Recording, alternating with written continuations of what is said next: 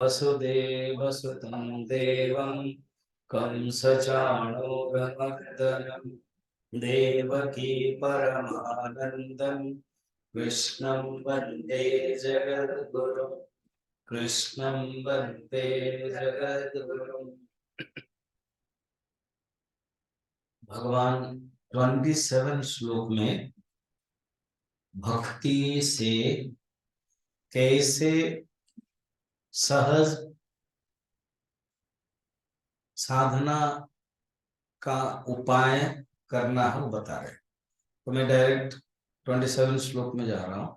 उसके पहले उन्होंने जो बताया था 26 में, भक्ति से कुछ भी अर्पण करे, छोटा सा पत्ता, पत्रम, पुष्पम, फलम, तोयम, तो उसमें भक्ति से द्रव्य का अर्पण बताया, मगर अभी थोड़ा व्यापक रूप में बता रहे 27 में।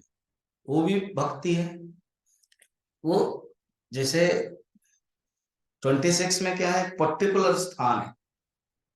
जैसे अभी 1 घंटा पर्टिकुलर है कि आप सुन रहे हैं, श्रवण, और सारे जीवन तमाम उस श्रवण को अपने प्रैक्टिकल में जब लगाते हैं तो ये व्यापक साधना बन जाती है। तो ऐसे 26 में पूजा जो भक्ति है वो भगवान के सामने पत्र, पुष्प, फल, तोय, ये 4 द्रव्य के रूप में बताया। कोई भी एक हो सकता है। अर्थ क्या हुआ, पूजा में एक स्थान विशेष में 26 में, 27 में बता रहे हैं व्यापक। अर्थात आप खा रहे हो, पी रहे हो, काम कर रहे हो, सब में पूजा हो सकती है। तो ये 26 के बदले 27 बहुत व्यापक है। इसको एक्सेप्टेड बाय एवरीबॉडी हो जाएगा। क्यों? हाँ, ये ठीक लग रहा है। अर्थात हर क्षण हम भगवान को पूजा कर सकते हैं, साधना कर सकते हैं। श्री भगवान वाच यत्करोषि यदश्नासि यज्जुहोषि ददासि यत् यत्तपस्यसि कौन्तेय तत्कुरुष्व मदर्पणम्। और अर्जुन को डायरेक्ट संबोधन करके कहते हैं, सुनो कौनते हो, क्या यत् करोषि, तुम जो भी काम करते हो। अब तुम्हारा युद्ध है, तो युद्ध जब करते हो, तुमको युद्ध करने में अभी हिचकाहट है, तुम युद्ध नहीं करना चाहते हो। क्यों? उसका कारण यह है, तुम सोच रहे हो तुम युद्ध कर रहे हो, और तुम सोच रहे हो तुम मारोगे। वो 4 मेथड था, याद है? क्या बताओ तो? मारोगे? नहीं नहीं नहीं, मारोगे नहीं। हाँ, मैं मारूंगा, फिर मैं मारूंगा तो वो मरेंगे, और मैं मरूंगा तो वो मारेंगे। ये तो क्योंकि ये मैं मारूंगा, मैं मरूंगा, इसको क्यों आता है अर्जुन? क्योंकि तुमने सोचा कि मैं कर रहा हूं, तुम मुझे अर्पण कर लो। यत् करोषि, ठीक, माने यत्, ये 1 2 3 4 5 5 एग्जाम्पल दे रहे हैं, सब में हो जाएगा। तत्कुरुष्व मदर्पणम, ये जो मदर्पणम, अर्पणम, और ये हम लोग समझने में बहुत इजी है। मतलब हर पूजा में हम लोग 108 नेम्स करते हैं ना, ओम अजाय नमः, तो अर्पण किया, हर नाम में अर्पण किया, कहते हैं हर काम में तो हम अर्पण करो। ये जो मदर्पणम लास्ट श्लोक है वो सब में लगेगा। यद करोसि मदर्पणम, यद अस्नासि मदर्पणम, यद जुहोसि मदर्पणम, यद ददासि मदर्पणम, यद तपस्यसि मदर्पणम। स्वामी जी, यद करोसि तो समझ में आया, यद स्नासि बाकी सब बताओ, तभी तो मदर्पणम समझ में आएगा। यद अस्नासि माने जो तुम खा रहे हो, तो इसको हम लिटरली खाना नहीं लेना है, वो तो लेना ही है, इंद्रियों से जो तुम ग्रहण करते हो। आहार माने क्या है? आहार्यते इंद्रिया, इंद्रियभ्य, इंद्रियों से जो हम ग्रहण करते हैं विषय को, वो है आहार। तो जो भी तुम खाते हो, ग्रहण करते हो, और भगवान उसके पहले भी कहा था ना, अस्नामि, देखो 26 नंबर में, तो मैं ग्रहण करता हूं। ये नहीं कि भगवान खाते हैं, खाते तो है, मगर खाना जो खाते हैं एक पर्टिकुलर पोजीशन हो गया, और जब ग्रहण करते हो गया व्यापक, ऐसे। तो अभी यदस्नासी, तो जो तुम खाते हो, जो तुम ग्रहण करते हो, वो मुझे अर्पण कर लो। वो नामदेव के बचपन की कथा याद है? छोटे थे, 5-6 साल, अब पिताजी माताजी को कहीं जाना था, 1-2 दिन रात में कहीं व्यवहारिक कुटुंब के परिवार के अटेंड करने के लिए। अब विठल के भक्त थे पिताजी, कृष्ण के, विष्णु के। तो उन्होंने कहा कि देखो बेटा, बचपन से उनको पता हो गया था, सिखा दिया था कि खीर कैसे बनाना है। तो दूध डाल दिया, फिर चावल और चीनी, तो बच्चा सीख गया था। कहते तुम दूध बना लेना और भगवान को अर्पण कर लेना, और भगवान को अर्पण करने के बाद तुम खाना। उन्होंने जो बताना होता, अब ये कैसे समझ रहा है, भगवान को अर्पण माने भगवान खाएंगे। अब कटोरा में लेके आया और कहा भगवान खाओ, तो भगवान आए नहीं। 3 घंटा हो गया, 4 घंटा हो गया, पूरा 7 घंटा, रोने लगा। भगवान आप नहीं खाओगे तो मेरे पिताजी क्या बोलेंगे, तुमने दिया ही नहीं। अच्छा, और एक है, उन्होंने कहा था कि आपको अर्पण करने के बाद खाऊंगा मैं, तो आप खा नहीं रहे तो मैं कैसे खाऊंगा। तो रोने लगे, तो भगवान आ गए। जब भगवान आ गए तो भगवान को उन्होंने खिलाया, और सेकेंड डे भी, थर्ड डे भी। फिर पिताजी आ गए, ये बच्चा बड़ा सुंदर से बोल रहा है, पापा मैंने कर दिया, भगवान को दिया और भगवान आए खाए। तो सोचा ठीक है, ऐसे बचपना है, वो बता रहा है। बाद में पता चला कि सचमुच भगवान आकर के खाए। इसको कहते हैं यदस्नासी मदर्पण, पहले अर्पण किया और उसके बाद खाया। तो जो भी खाते हो तो अर्पण करके खाओ। यद जुहोशी, जुहोशी माने यहाँ पर हवन। मैंने कल भी बताया था कि ये सत्य युग में, द्वापर युग में, वो हवन को एक अच्छा इंस्ट्रूमेंट माना गया था कुछ प्राप्त करने के लिए, उससे ही सब कुछ मिल जाता था। इसलिए यद जुहोशी, जो भी तुम हवन करते हो, ददासी, चौथा, ददासी माने जो दान देते हो, दाना लेना व्यवहार में रहता है, तो दान देना, दान देते हो, ददासी, या किसी को कुछ देते भी हो। 4 गया, 5। यद तपस्यसी, जब तुम कुछ तपस्या करते हो, कुछ साधना करते हो, विगरस साधना करते हो, एंडेवर करते हो, तो वो उसमें भी मुझे अर्पण करके करो। तो ये एक साधना है। 5, इसी को ही भागवत में प्रहलाद ने श्रवणम कीर्तनम विष्णु स्मरणम पाद सेवनम अर्चनम वंदनम दास्यम सख्यम आत्म निवेदनम कहा। इसी को ही भागवत में एकादश स्कंद में कहा, जो भी कुछ करते हैं, जो प्रसिद्ध श्लोक है, कायेन वाचा मनसेन्द्रियैर्वा बुद्ध्यात्मना वा प्रकृते स्वभावात् करोमि यद्यत् सकलं परस्मै नारायणायेति समर्पयामि। ओरिजिनली समर्पये तत्, क्योंकि उपदेश दे रहे कवि मुनि आदि जो नव, उसमें से एक है हरि, राजा को दे रहे, निमि राजा को, इसलिए समर्पये तत्, समर्पये करना चाहिए। मगर यहाँ हम लोग जब खुद गाते हैं समर्पयामि, अर्थात मैं समर्पण कर रहा हूं। तो यह समर्पण श्लोक है, बड़ा सुंदर श्लोक। फिर आगे, आगे के कहते हैं, अभी प्रश्न हो जाएगा क्या, कि ऐसे जब तुम समर्पण करोगे, सर्व कर्म को समर्पण करके मेरा भजन करो, ठीक है हम कर लेंगे। हमारा जो मन है ना, कुछ ना कुछ प्राप्त करने का मन है, तो इसलिए भगवान कहते हैं इसे करोगे तुम्हें क्या फल होगा, इसी से तो मोक्ष मिलेगा। जब तो ये सब कर्म करोगे तुम्हारा चित्त शुद्ध हो जाएगा। ये सब कर्मयोग है, ये सब साधना है। तो साधना से चित्त शुद्ध होगा, और चित्त शुद्ध से पहले, साधना से पहले या साधना के बीच में किसी गुरु से ज्ञान प्राप्त किया है, वो फलीभूत हो जाएगा, वो फलीभूत हो। अभी मैं कुछ दिन पहले वो फ्लोरिडा वाले यूएसए, वो मेरा ऑनलाइन में जगन्नाथ के वो वाले टॉक रखा था, मैंने इवोल्यूशन ऑफ द माइंड दिया था, उड़िया में दिया था। उसमें एक क्वेश्चन पूछा किसने, 4-5 क्वेश्चन थे। उन्होंने कहा कि मैं जगन्नाथ को गुरु मानता हूं, चलेगा, माने मैं भगवान को ही गुरु मानता हूँ, अर्थात उन्होंने नाम पर्टिकुलर दे दिया। कुछ लोग ऐसे गुरु नहीं मानना चाहते,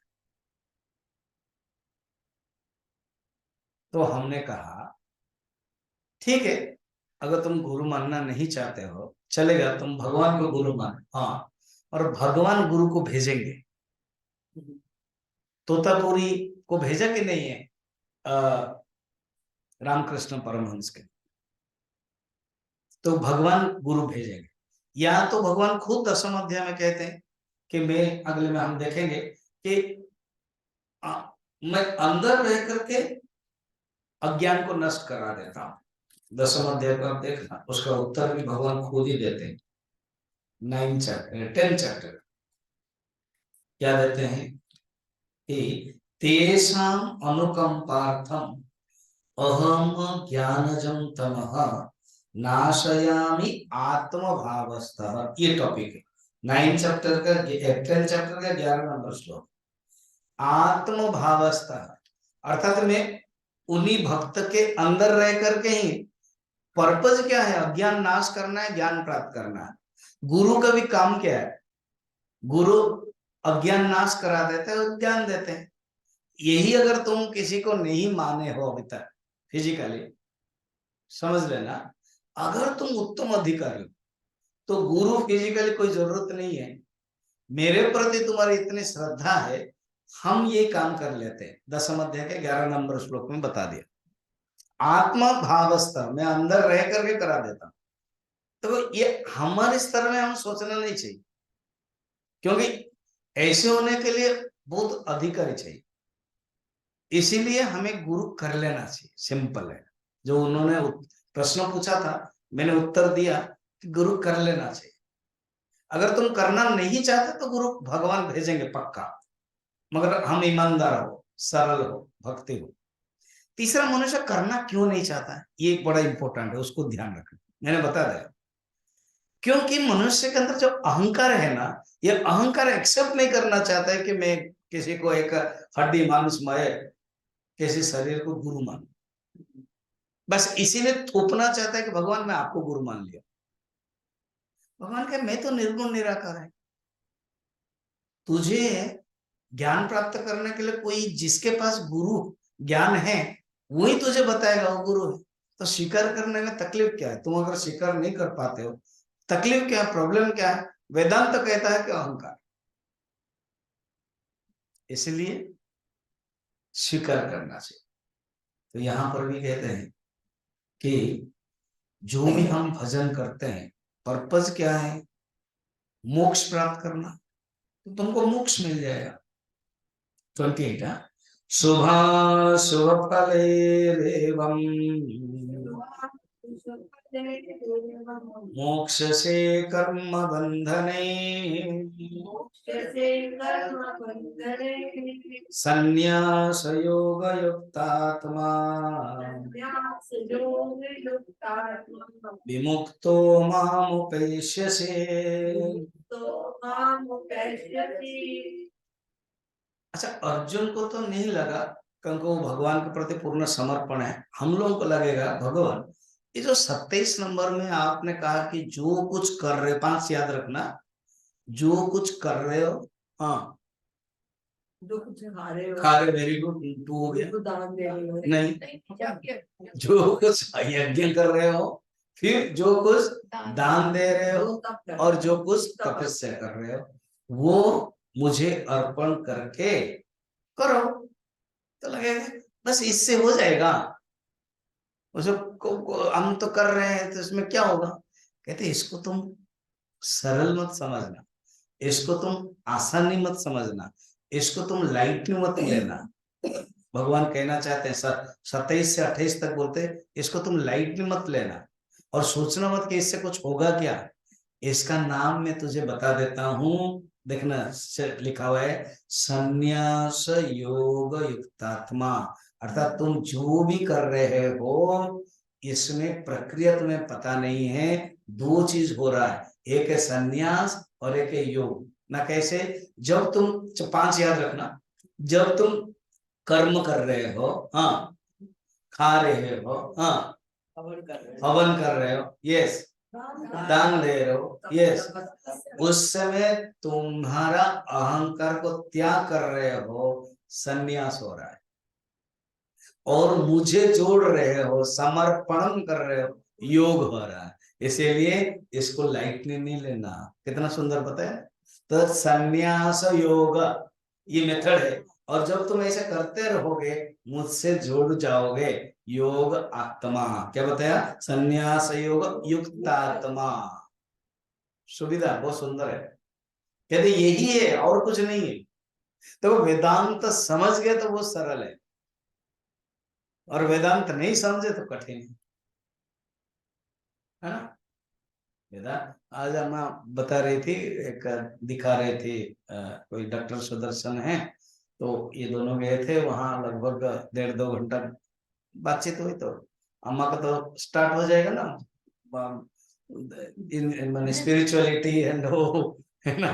फिर बाद में 19 में आओ, प्रोग्राम है, आश्रम में देखने के लिए आओ। तो उन्होंने बड़ा सुंदर लिखा, गॉड ही भेजा है कि ऐसे डिस्कशन करने के लिए, और हमें बहुत अपलिफ्टमेंट लगा। तो यही चीज है। तो क्योंकि वेदांत समझ में आ गया ना तो सरल लगता है। वेदांत जब समझ में आ जाता है सरल लगता है, और नहीं आता है तो लगता है। देखो 27 श्लोक सरल है कि जो कुछ कर रहे हैं, जो कुछ खा रहे हैं, जो कुछ हवन कर रहे हैं, भगवान को समर्पण करो। और वो अंदर अंदर अपना काम कर रहा है। अभी हम लोग साधना कर रहे हैं, जुड़े हुए हैं गुरुदेव से, चिन्मय मिशन से, साधना कर रहे हैं, सोच रहे हैं, श्रवण कर रहे हैं, स्टडी क्लास अटेंड कर रहे हैं। उससे अंदर अंदर इवॉल्व हो गया। जी, जो हमको 40 साल पहले देखा था और अभी देखेगा, अच्छा तुम बड़े ज्ञानी हो गए, तुम्हारा तो अभी सब निकल रहा है, केवल वेदांत निकल रहा है मुंह से। सरल क्यों, समझ में आ रहा है, डाइजेस्ट हम कर रहे हैं और उसको अनुभव कर रहे हैं। कहते हैं संन्यास योग आत्मा, ये वाला। इससे क्या होगा, शुभ शुभ फल मोक्ष से कर्म बंधन नहीं। ये शुभ और अशुभ फल रूप जो कर्म बंधन है, देखो अशुभ कर्म फल तो है, शुभ कर्म कि मैं एक करूंगा तो मुझे ये मिल जाएगा, मुझे आनंद मिल जाएगा, मुझे स्वर्ग मिल जाएगा, मैं बहुत बढ़िया हो जाऊंगा, ये भी शुभ कर्म का फल है, पुण्य कर्म का फल है, उससे भी मुक्त हो जाएगा। कर्ण अंतकरण शुद्ध हो गया संन्यास योग मुक्तात्मा से, और ज्ञान प्राप्त हो गया। तो देखो संन्यास योग मुक्तात्मा होने के बाद जो गुरु ने ज्ञान दिया है वो अभी क्या होगा, फलीभूत हो जाएगा, वो अभी मैच्योरिटी हो जाएगा, वो अभी प्रकाशित हो जाएगा, और उससे मुक्त हो जाओगे, क्योंकि ज्ञानादेव कैवल्यम ये बताया। अब आगे के श्लोक देखिए, कहते हैं प्रभु, अर्जुन के मन में प्रश्न नहीं, हम ही लोगों का है यहाँ, या अगर अर्जुन हम लोगों के लिए प्रश्न पूछ रहे हैं, भगवान लगता है ना आपके श्लोक में 9 चैप्टर में, उसके पहले भक्त लोगों के लिए आप खास हो, और अभक्त लोगों के लिए आप थोड़ा सा, कभी कल में बता रहा था ना, राधा कह रहे हैं भगवान कृष्ण को कि प्रभु आप गुस्सा मत कीजिए, आप दंड मत दीजिए, आप करुणा कीजिए। कहने नहीं नहीं, वो लोग ऐसे गलत करते हैं तो दंड देना पड़ेगा। नहीं, मानते नहीं है, गलत कर ही लेते हैं, मैं इतना कहा हूं। कहते प्रभु वो लोग नहीं मानते ना, ना क्या, तो वो उसका अर्थ वो अपना धर्म छोड़ नहीं रहे ना, ना। तो कहता आप अपना धर्म क्यों छोड़ेंगे, क्या बता रहे हो राधा। ना आपका धर्म है करुणा करना, आप क्यों छोड़ेंगे, आप करुणा ही करते जाइए। तो ऐसे ही भगवान उत्तर दे रहे हैं। प्रश्न क्या था सुन लीजिए। प्रश्न ये है कि आप भक्तों को अनुग्रह करते हैं, भक्तों में कृपा करते हैं, मगर अभक्तों को नहीं करते हैं। भगवान कहते हैं ये क्लैरिटी हो जानी चाहिए, समझ लो। 29 ना, समोहम सर्वभूतेषु न मे द्वेषोऽस्ति न प्रियः ये भजन्ति तु मां भक्त्या मयि ते तेषु चाप्यहम्। सिद्धांत बड़ा सुंदर है। समोहम सर्वभूतेषु, सब भूतों में मैं समान हूं। राम के अंदर भी वही परमात्मा है और रावण के अंदर भी वही परमात्मा, पैलेस्टाइन के अंदर भी वही परमात्मा है, इसराइल के अंदर भी वही परमात्मा है। दोनों परमात्मा चल रहा है झगड़ा, और दोनों ही परमात्मा। कहते हैं मैं समोहम सर्वभूतेषु, सब भूतों में समान हूं। बंदर में भी, चींटी में भी, मनुष्य में भी, वृक्ष में भी, पत्थर में भी, पत्ते में भी, सब में समान हूं मैं। अच्छा, हाँ। कैसे देखो, सिद्धांत के अनुसार सत्ता रूप में, एग्जिस्टेंस रूप में सब में समान है। तो मैं सब में समान हूं, समूहम सर्वभूतेषु। तब तो बहुत बढ़िया बात है अगर आप समान है। न मे द्वेषोस्ते न प्रिय। तुम्हारे जो कंप्लेन था, किसी से आप द्वेष करते हो, किसी से आप प्रिय करते हो। अब भगवान कृष्ण के जीवन में शिशुपाल को आपने मार दिया तो द्वेष हो गया ऊपर से। अर्जुन को आप प्यार करते हो, युधिष्ठिर को प्यार करते हो, सुभद्रा आपकी बहन है, द्रौपदी आपकी भक्त है, तो आप प्यार करते हो। कहते नहीं, असली रूप में नहीं हूं, ऐसे नहीं हूं। व्यवहार में मैं भोज, जब मनुष्य बना हूं, व्यवहार करता हूं, कोई कैसे व्यवहार करता तो लगता है तुम्हें। निर्गुण निराकार के रूप में, ईश्वर के रूप में समान है। निर्गुण निराकार रूप में तो पक्का समान। ये जो ऊपर वाला जो श्लोक है ना, समूहम सर्वभूतेषु न मे द्वेषोस्ति न प्रियः, ये निर्गुण निराकार के लिए कह रहे हैं। मेरे लिए कोई द्वेष और प्रिय नहीं, ऐसे ढंग का उन्होंने कहा था। कस्यचित न आदत्ते पापम, 5th चैप्टर देखना, ऐसे ही कहा था 5th चैप्टर में, मैं किसी का पाप नहीं लेता हूं। नादत्ते कस्यचित पापम, 15 नंबर, 5th 15। क्योंकि अभी सेकेंड टाइम हम प्रवचन दे रहे हैं ना, सुन रहे हैं, इसलिए हम पीछे जाएंगे, आगे आएंगे तो और थोड़ा आनंद लगेगा। फर्स्ट टाइम सुना था टोटल, अभी सेकेंड टाइम सुनने के कारण थोड़ा सा हम रिवीजन इधर कर सकते हैं। देखना, ना आदत्ते कस्यचित पापम, मैं किसी का पाप को ग्रहण नहीं करता हूं। न चैव सुकृतम विभु, ना किसी को पुण्य देता हूं।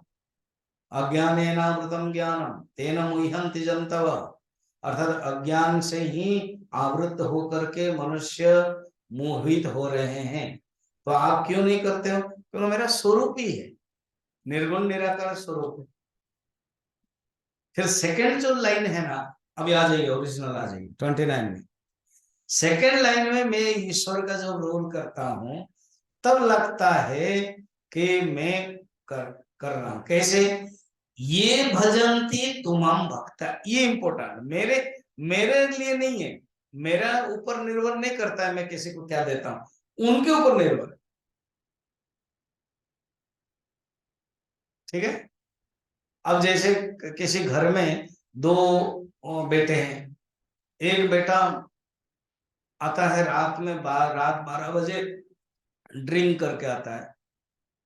पत्नी हो, अभी करवा चौथ है, वो सुनता ही नहीं है, ड्रिंक करके आता है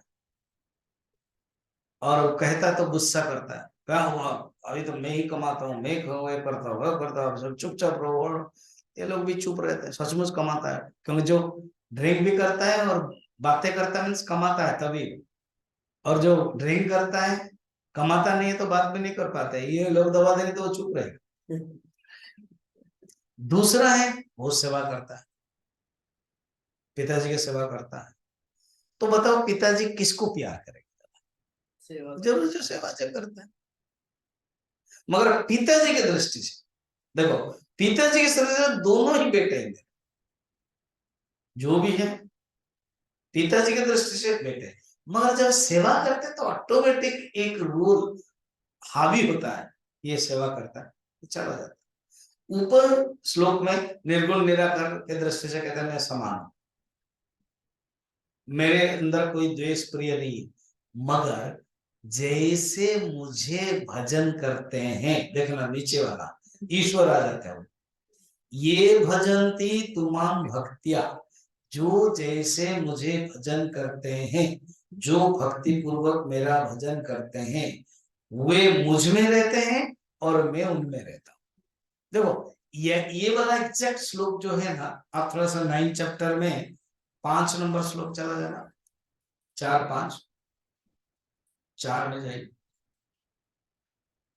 ये कहाँ जाएंगे स्वामी जी, अभी रूम में तो है। मस्तानी सर्वभूतानि, अर्थात सब भूत तो मेरे में है बस। वो क्या है, ज्ञान की भाषा है, और ये क्या है, भक्ति की भाषा है। मयिते तेषु च अपि अहम, वो मुझ में रहते हैं और मैं उनमें रहता है। एग्जैक्ट ये बात भगवान ने नवम स्कंद में भागवत में कहा है। कब? अब ये दुर्वासा ऋषि थे, दुर्वासा ऋषि, कहानी लंबी, वो भोजन करने के लिए एकादशी चल रही थी, 12 बजे पारण, ब्राह्मण ने कहा कि तो जल ले लीजिए, गुस्से में आए, कृत्या निकाला, जब कृत्या निकाला तो मारने के लिए जो अम्बरीश है उनके पास गए, तो खुद ही एक सुदर्शन चक्र पता नहीं कहां से आ गया, 1 सेकंड में वो राक्षसी कृत्य को जला दिया। सुदर्शन चक्र पावरफुल है, भगवान का ही। और वो दुर्वासा ऋषि के पीछे गए, दुर्वासा ऋषि भागे इंद्र के पास, ब्रह्मा के पास, शिव जी के पास, लास्ट में कहा आप विष्णु के पास गए। और जब गए तो विष्णु भी कहते हैं न भी स्वतंत्र, मैं स्वतंत्र नहीं हूं, अहम भक्त पराधीन, मैं अभी अम्बरीश के अंडर में, खुद भगवान बोल रहे हैं मैं तो हूं, और ये सुदर्शन चक्र भी है। और सुनो, ऐसे जो भक्त है मेरी पूर्ण रूप में पूजा करते हैं कि वो मैं उनके हृदय में रहता हूं और मेरे हृदय में वो रहते हैं। भागवत में यही बताया। फिर अभी क्या करना है उपाय? प्रभु भाषण तो अभी हो गया, अभी मुश्किल में पड़ रहा है, मुझे चल रहा है ना, बल्कि आप जाइए अम्बरीश से माफी मांगिए, अम्बरीश के चरण में पड़िए, तो वो जाते हैं। और वो बेचारा अम्बरीश भोजन नहीं किया क्योंकि उनको तकलीफ हुई, और सोचे कि मेरे कारण एक श्रेष्ठ संत दुर्वासा ऋषि को मुश्किल हुआ, तो भोजन ही छोड़ दिया, केवल पानी लिया था, इंतजार किया इतना समय। जब वो आए तब वो गोलाग्रत आलिंगन हुआ, उन्होंने भी कहा तुम भक्त हो, फिर सुदर्शन को उन्होंने स्तुति की कि अम्बरीश, धन सुदर्शन वापस गए। ये एग्जैक्ट वही जो भगवान यहाँ सिद्धांत में बोलते हैं, वो प्रैक्टिकल है। ठीक है, हाँ गुरुजी इसके लिए इतना सुंदर छोटा सा बोलते हैं, इसको याद रखना, prayers go up, blessings come down. जितना हम प्रेयर करें, ये भजंती प्रेयर्स गो, फिर मई ते तेसु ब्लेसिंग्स कम डाउन, मैं उनके अंदर रहता हूं, वो मुझ में रहते हैं, तो ये दोनों ही, क्योंकि उनके ऊपर निर्भर है।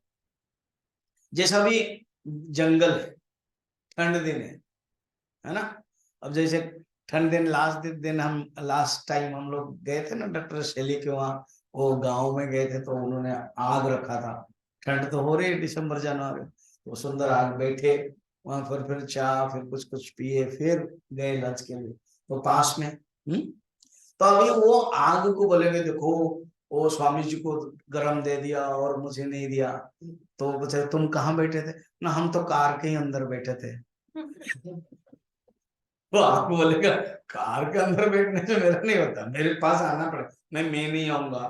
क्यों? बाहर आऊंगा तो हवा आती है, तो फिर ये नहीं आऊंगा, मैं क्यों जाऊं? आग मेरे पास है, आग नहीं आएगी, आपको आग के पास जाना पड़ेगा।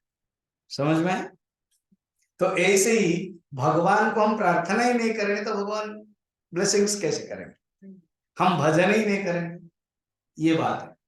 तो इसमें अग्नि का कोई दोष है क्या? कोई बोलेगा कि नहीं ये गलत है, ब्लेम टू अग्नि। देखो एक को दिया और उनको नहीं दिया।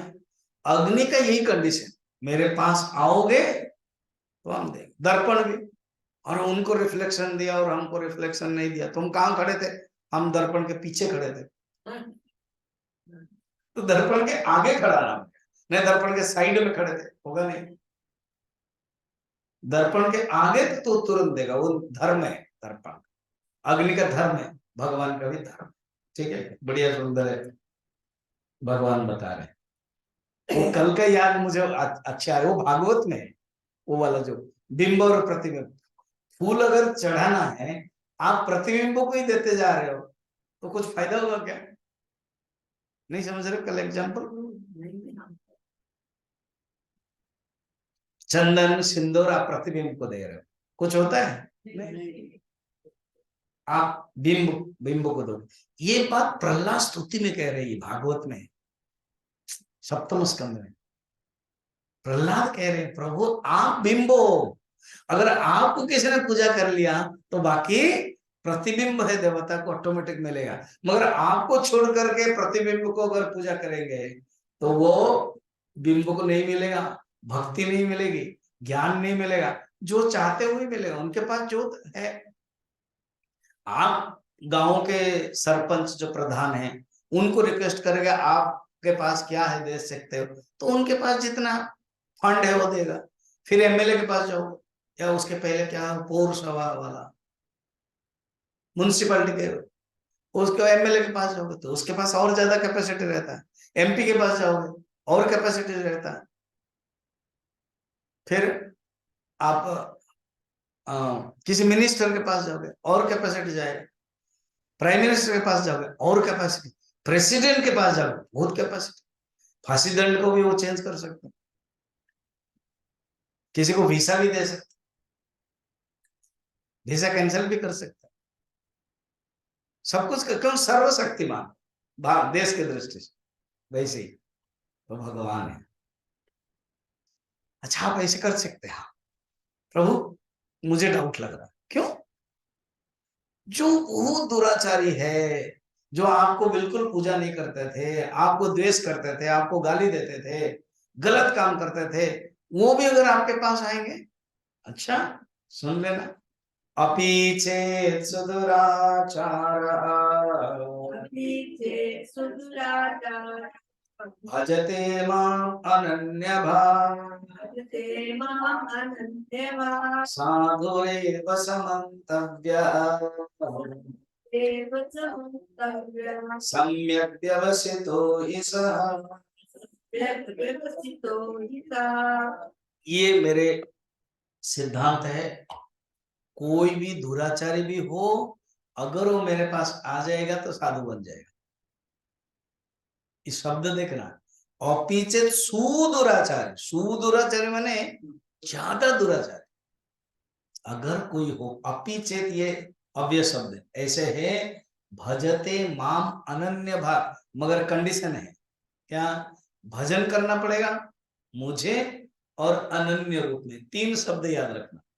वो दुराचारी है, मगर मुझे भजन करना पड़ेगा, मुझे, फिर भजन और अनन्य रूप में। कभी कभी भजन कर दिया, जब जरूरत पड़ता है भजन कर दिया, नहीं, अनन्य भाव, अनन्य होकर के। इसमें ना श्लोक में power of prayer, power of devotion बताया गया। बहुत डिवोशन का सॉलिड पावर। भगवान पूरा एक ब्लैंक चेक दे देते, ब्लैंक चेक समझ रहे, दे देते कि कोई भी अगर मुझे भजन किया तो मैं मुक्त करा दूंगा। साधुरेव समन्तव्यः सम्यक व्यवसित वो ही सह, जान लो। बिल्लू मंगल की कथा है, वो दक्षिण भारत के थे, तो पिताजी मर गए, ब्राह्मण थे और वेश्याशक्त थे। पिताजी मना करते थे, जाओ मत, तुम इतना खराब मत हो, तुम ब्राह्मण हो, तुम अ, इस प्रकार के मत करो, मगर वो मानते नहीं थे। जिस दिन श्राद्ध हो रहा है, सोचो तो, पिताजी के श्राद्ध, उसी दिन भी आधा जल्दी जल्दी करके खत्म खत्म करके निकल गए और वो वेश्या के पास। उन्होंने उनको कहा कि धिक्क तुम्हारा जीवन, तुम अपने पिता का श्राद्ध भी ठीक से नहीं करे और इतना आसक्त हो गए रूप के प्रति। तो सचमुच उनको लगा धक्का और अपने आंख को फोड़ दिया, आंख को फोड़ डाला। लकीली एक सोम गुरु करके दक्षिण भारत के ऊपर पहाड़ के ऊपर एक गुरु से मिले हो। देखो प्रारब्ध और पुण्य कैसे होता है। उन्होंने गोपाल मंत्र राज सिखाया और गोपाल मंत्र राज सीख करके ऐसे कि भगवान, आंख तो बंद है, भगवान कृष्ण आते थे, उनको कहानी कहते थे, दर्शन भी देते थे, दर्शन देते थे। एक बार वो तिरुपति का या तो कोई सूरदास के लिए भी जीवन है, जैसे ये जो श्लोक है वो सूरदास के लिए भी लागू होता है, बिल्व मंगल के लिए भी लागू होता है। अलग अलग कहानी है, भावार्थ बहुत सुंदर है, कोई भी हो। तो इन दोनों के बीच में कहानी में दोनों में जोड़ देता हूं, दोनों में ही कथा कहते थे। हमारे उपनिषद गंगा में 3 सीरियल है ना, इसमें षोडश संस्कार टॉपिक है, मगर कृष्ण आकर के सूरदास के बातचीत होती है, उसमें ये नहीं है जो अभी मैं बता रहा। तो एक दिन बिल्व मंगल हो या कृष्ण हो, दर्शन करने के लिए चाहा कि भगवान वृंदावन जाकर। कोई कोई बिल्व मंगल के लिए कहते हैं कि दक्षिण भारत है ना, तिरुपति, और कोई कहते नहीं, वो भी वृंदावन ही जाना चाहते थे। जो भी हो, तो हाँ हम ले लेंगे, हम जानते हैं कौन कृष्ण गोपाल बन करके आते हैं, वही बातें करते हैं। जैसे मैंने कल एक कहानी बताया था ना लक्ष्मण मिश्र का, हम ले लेंगे, हम चलते।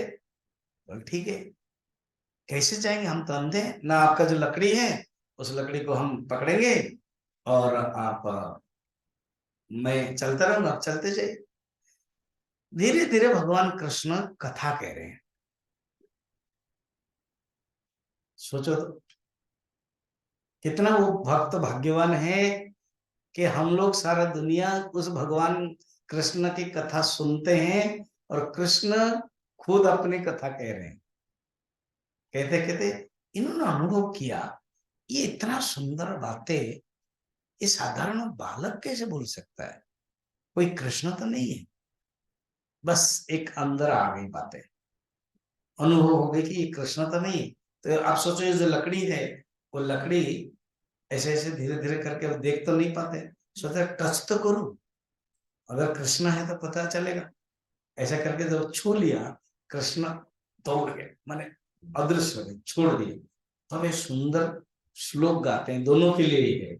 हस्तम उत्क्षिप्य यातोसी, हाथ छोड़ करके चले गए। बलात् कृष्ण किम अद्भुतम, हे कृष्ण कोई अद्भुत बातें नहीं है, आप छोड़ गए तो हृदयाद यदि निर्यासी पौरुषम गणयामि ते, मैं तुम्हारे पुरस्कार माने पौरुषत्व समझूंगा जब तुम मेरे हृदय से निकल जाओ। तुम मेरे हृदय से तो है ही है, तो कहाँ जाओगे, ऐसे हैं। देखो पॉइंट ये है कि सुदुराचार होते हुए भी एक बार पूर्ण भगवान को कर दिया भक्ति, भगवान खुद दर्शन भी देते हैं, सब कुछ करते हैं। ये बड़ा पावरफुल श्लोक है सुदूराचार। फिर वो क्या अर्थ है, नेक्स्ट श्लोक कनेक्टेड है। क्षिप्रम भवति धर्मात्मा शाश्वत शांतिं निगच्छते कौन्तेय प्रतिजानीहि न मे भक्त प्रणश्यते। ऐसे व्यक्ति क्षिप्रम जल्दी ही साधना करके मुझे प्राप्त कर लेता है। ये कनेक्टेड है 20, 30 और 31। जो साधुरेव समन्तव्य सम्यक व्यवसितो हि सः वो क्षिप्रम भवति धर्मात्मा शाश्वत शांति निगच्छति, वो तुरंत प्राप्त कर लेता है। और ये मेरे प्रतिज्ञा है, प्रतिजानी ही माने प्रतिज्ञा, प्रतिजाने ही कौनते, ये मेरे प्रतिज्ञा है। न मे भक्त प्रणश्यति, ये बड़ा पावरफुल श्लोक है। गुरुदेव बोलते थे माई डिवोटी नेवर पेरिश, न मे भक्त प्रणश्यति माने माई डिवोटी नेवर पेरिश, मेरे भक्त कभी भी नष्ट नहीं होता है। नष्ट नहीं होता करता अपने च्युत नहीं होता है, नीचे और नहीं गिरता है।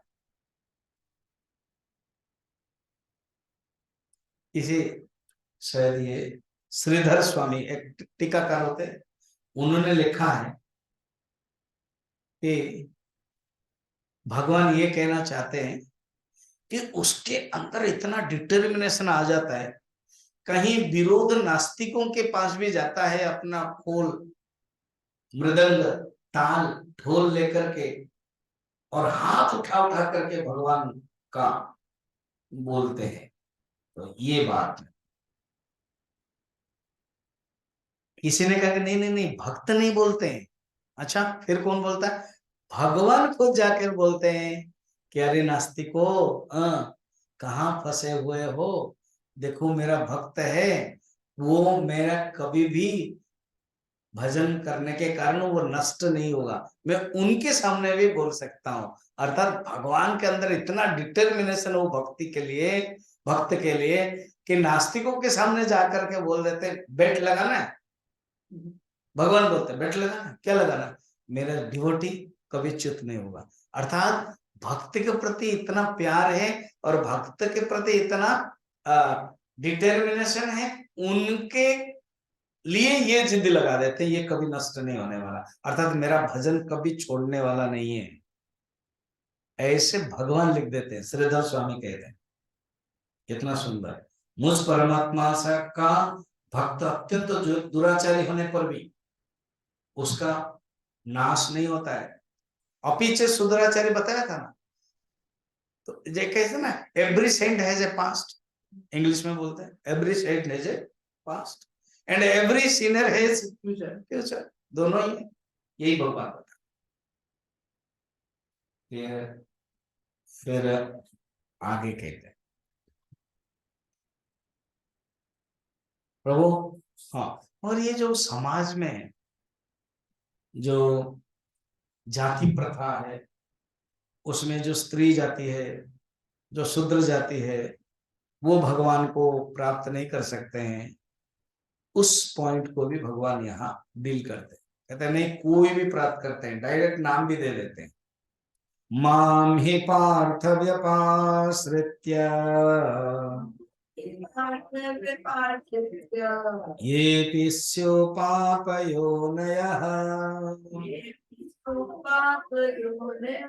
स्त्रियो वैश्या तथा शूद्राः ते यान्ति परम गतिम्।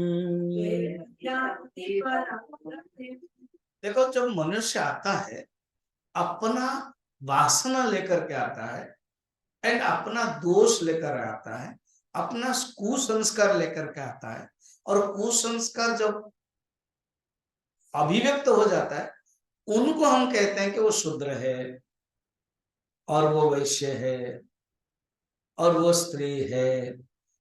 क्या क्या, जैसे स्त्री के लिए कहा जाता है आसक्ति, अटैचमेंट, बस अटैचमेंट के लिए। शूद्र के लिए क्या है ना, आलस, बुद्धि नीच है। वैश्य के लिए क्या है ना, केवल लाभ स्वार्थ। देखो एक एक रिप्रेजेंट बताया।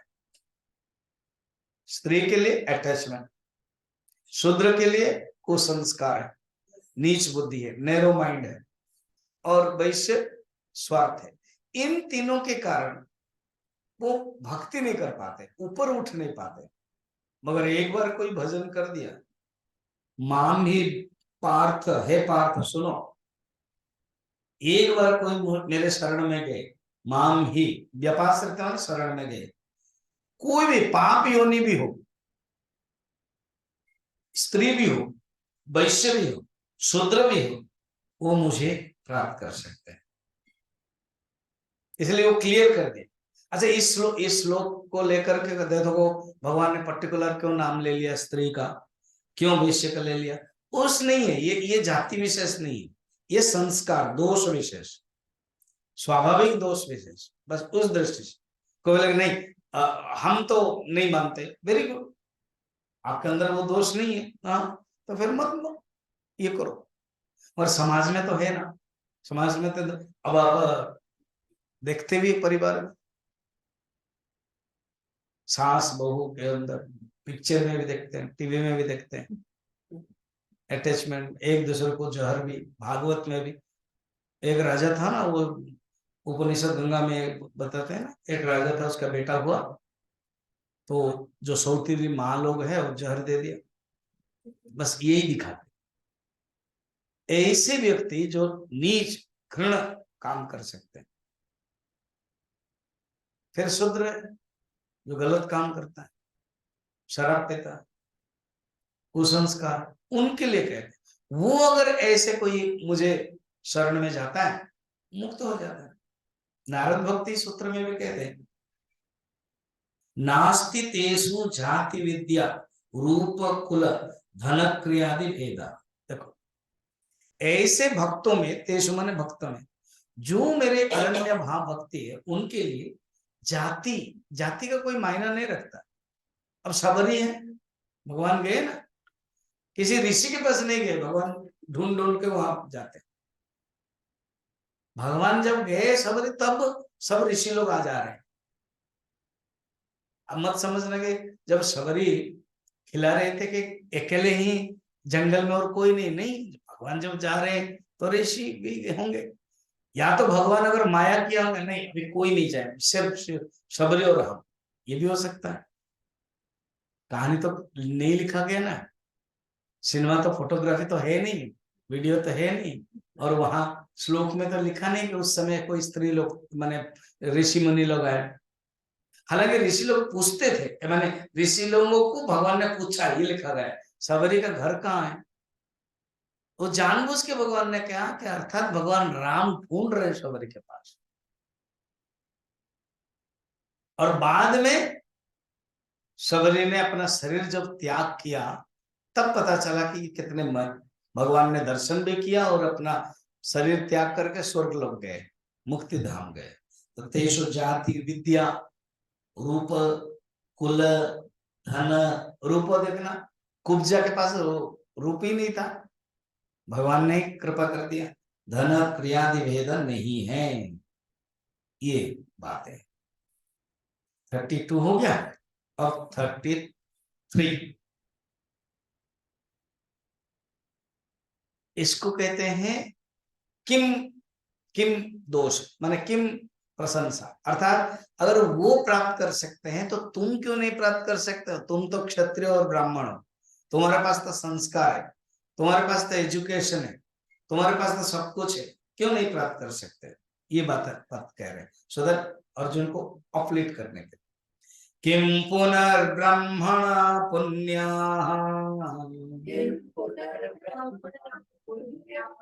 भक्ता राजर्षयस्तथा अनित्यमसुखं लोकम् इमं प्राप्य भजस्व माम्। जो ब्राह्मण है और जो क्षत्रिय है, तुम क्षत्रिय हो, अम्बरीश क्षत्रिय है, जनक राजा क्षत्रिय है, जनकादय, और जो ब्राह्मण माने वशिष्ठ, सुतीक्ष्ण आदि, अनेक ऋषिगण जो ब्राह्मण हैं वो तो मुझे प्राप्त कर ही लेते हैं, वो जरूर प्राप्त कर ले, इसमें संशय क्या है? किम पुनर्किम माने वही किम सिद्धांत, संशय ही नहीं है। अनित्यम सुखम लोकम इमं प्राप्य भजस्व माम, ये अनित्य सुख को छोड़ो और मेरे भजन करते जाओ अर्जुन। देखो ये 9 चैप्टर विनोबा बाबा ने कहा था ना, समर्पण योग, अर्थात ज्ञान अत्यंत राजविद्या राजगुह्य है, मगर ये समर्पण योग है, भक्ति की पराकाष्ठा इसमें दिखाते हैं। ज्ञान बताने के बाद भक्ति की पराकाष्ठा, और जो लास्ट श्लोक तो बताएंगे तो वो बहुत ही सुंदर है साधना के, और वही श्लोक फिर 18 अध्याय में बताने वाले।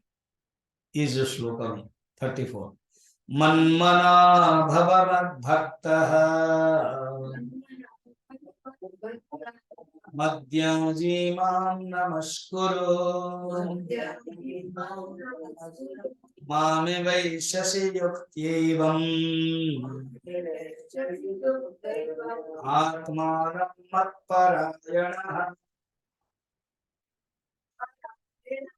अजस्व माम बताया था 33 नंबर श्लोक में, मेरे भजन करो। ये भजन थी, श्लोक भी बताया, भजन भजन बार बार बता रहे हैं। तो भजन कैसे करोगे इस श्लोक में बता रहे। मन मना, भजन करने का क्या मेथड है? कहते हैं तुम्हारा मन मुझ में लगा।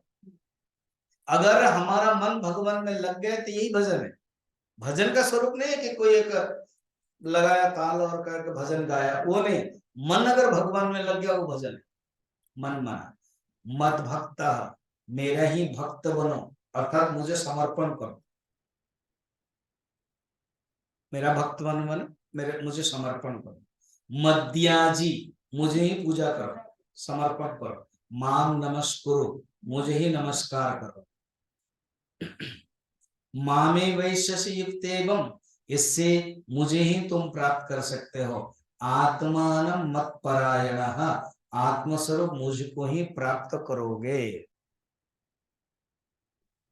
तच्चिंतनं तत्कथनम् अनन्यं तत्प्रबोधनम् एतत् एकपरत्वं च ब्रह्माभ्यासं विदुः बुधाः। पंचदशी में भी यही कहते हैं, तत्चिंतनम परस्परम भावयन्तः, गीता में भी कहा गया है। तो मेरे बारे में अगर आपस में मिलते हैं, मेरे बारे में चिंतन करते हैं। Vidur and Maitreya, Vidur and Uddhav, Vidur and Maitreya थोड़ा ज्ञान का हुआ क्योंकि मैत्रेय ऋषि है, मगर विदुर और उद्धव दोनों ही भक्त है, दोनों ही कृष्ण की लीला में संलग्न है। उद्धव तो प्यारे हैं,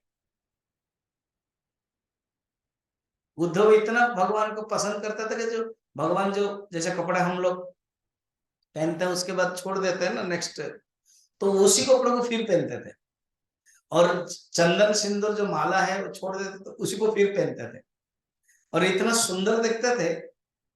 माला अगर पहन लिया और कपड़ा पहन लिया तो कोई कृष्ण तो नहीं आ रहा। जब उद्धव जी गए तो गोपियों ने संशय कर लिया कि कृष्ण तो नहीं आ रहे, और मोर पंख नहीं था, और ये थोड़ा से गंभीर थे। बोले नहीं नहीं, ये हमारा कान्हा नहीं है ना। क्यों? हमारा कान्हा तो चुलबुल है, चुलबुल पांडे, तो ये तो गंभीर वाले है, तो ये कान्हा नहीं है। फिर भी गए उनके पास, घेर गए, बातें किया ऐसे। तो वैसे ही कृष्ण उद्धव और विदुर, विदुर को तो प्रणाम करते थे भगवान कृष्ण, चाचा जी चाचा जी चाचा जी। तो भगवान अक्रूर है, विदुर है, वो इसी स्टैंडर्ड के हैं, तो ऐसे सम्मान प्राप्त कर चुके हैं। वो दोनों सारी रात हरिद्वार में बातें कर रहे हैं। इसको बोलते हैं परस्परम भावयन्ता, ऐसे भक्त मुझे प्राप्त कर लेता है। ठीक है। ओम तत्सदिति श्रीमद्भगवद्गीतासु उपनिषत्सु ब्रह्म विद्यायां योग शास्त्रे श्री कृष्णार्जुन संवादे जो विद्या राजगुह्यो नाम नवमोऽध्यायः। इसके एक महात्म्य कथा है पद्म पुराण। नर्मदा नदी के एक माहिष्मती नगरी है, नर्मदा माने ये मध्य प्रदेश महाराष्ट्र, उसमें माहिष्मती अभी नया नाम हो गया। तो माहिष्मती नदी है, नगरी है, उसमें एक ब्राह्मण रहते थे। वो एक दिन यज्ञ करते हुए एक बकरा मंगाया। पुराने जमाने में बकरा भी मारा जाता था। तो बकरे ने हंस करके कहा, अभी आप मार रहे हो, हाँ आपको भी बकरा बनना पड़ेगा। बकरा ने बोल दिया, अच्छा कैसे?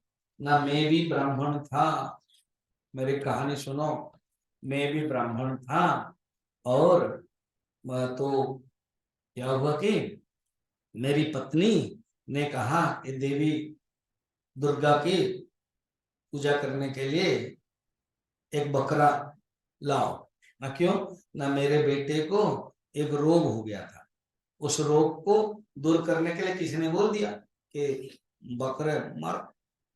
तो मैं जो ब्राह्मण था, मैं बकरा जब लाया, तब जो बकरी जो बकरी के माँ, बकरे को पकड़ा तो बकरी की माँ है, वो रोने लगा और कहा कि मेरे बच्चे को वध मत करो। तो उसने अभिशाप दे दिया, तुम भी बकरे बनोगे। इसलिए मैं ब्राह्मण था, मैं अभी बकरा बनाऊं। वो डर गया, वो जो कर रहा था। ना इससे कोई उपाय है ना बताया क्या उपाय। सुनो, वो एक कहानी बता रहे। कौन बता रहे? बकरा। सुनो, जो ब्राह्मण था, कुरुक्षेत्र में एक राजा थे, चंद्र चंद्र शर्मा राजा थे। वो सूर्य ग्रहण हुआ, कुरुक्षेत्र में प्रसिद्ध सूर्य ग्रहण होता है। तो सूर्य ग्रहण हुआ, उस समय राजा ने काल पुरुष का दान दिया। काल पुरुष माने भैंस को बोलते हैं, काल पुरुष जो भैंस होता है, काला काला भैंस घूमते रहते हैं। तो काल पुरुष भैंस को दान देने के एक ब्राह्मण को बुलाया, जो बड़े शिष्ट ब्राह्मण। राजा ने स्नान किया, वस्त्र पहना, फिर श्वेत चंदन लगाया, फिर बगल में जो ब्राह्मण थे उनका हाथ पकड़ करके उनको दिया। ऐसे देखा, ये जो भैंस से चीर करके एक चांडल प्रकट हुआ, और एक तुरंत एक चांडल भी प्रकट हुआ। तो पहले एक चांडल का खत्म कर, चांडल प्रकट करके ब्राह्मण के शरीर में चला गया। तो ब्राह्मण के जब शरीर में चला गया, ब्राह्मण उस समय हाथ लेकर के कुछ कुछ कर रहे थे, ऐसे ऐसे थोड़ा ऐसे से हुए। जो जब चांडल घुसा तो राजा आश्चर्य हुए। एक तो पेट फाड़ करके घुसा कोई, और इनको कुछ हुआ नहीं। फिर उस समय सेकंड सीनरी क्या, एक स्त्री भी निकली, चांडाली। कौन पता है? राजा के जो पाप है वो है चांडाल के रूप में, और राजा की जो निंदा है वो चांडाल के रूप में। प्रत्येक जीवात्मा के, मनुष्य के अंदर पाप और निंदा रहती, तो उनसे निकल करके वो ब्राह्मण के पास आए, और ब्राह्मण शांत है। जब खत्म हो गया संकल्प पूजा आदि दे दिया, तो आंख खुली। राजा ने कहा कि हे ब्राह्मण, ये बड़ा चमत्कार हुआ ना। क्या ये काल पुरुष से फाड़ कर दो, एक चांडल एक चांडल घुसे, वो है कौन है? वो ब्राह्मण कह रहे हैं एक पाप है और एक निंदा है। अच्छा, ये पाप और निंदा, हाँ, तुमने जो दान दिया है इससे तुम्हारा पाप नष्ट हुआ, तुम्हारी निंदा नष्ट हुई। और ये है, आप इसको संभाला कैसे? आपको तो कुछ हो नहीं रहा ना, और आप कुछ कुछ कर रहे थे। कौन? मंत्र गा रहे थे? क्या कर रहे थे? बोले मैं नवम अध्याय गा रहा था गीता का। समझ में आया? तो नवम अध्याय में रोज पाठ करता हूँ, इससे कुछ नहीं होता। एक प्रशंसा है, श्लोक है, हम लोगों को भी ऐसे ही करना चाहिए। ठीक है। ओम पूर्णमदः पूर्णमिदं पूर्णात् पूर्णमुदच्यते पूर्णस्य पूर्णमादाय पूर्णमेवावशिष्यते। ओम शांति शांति शांति।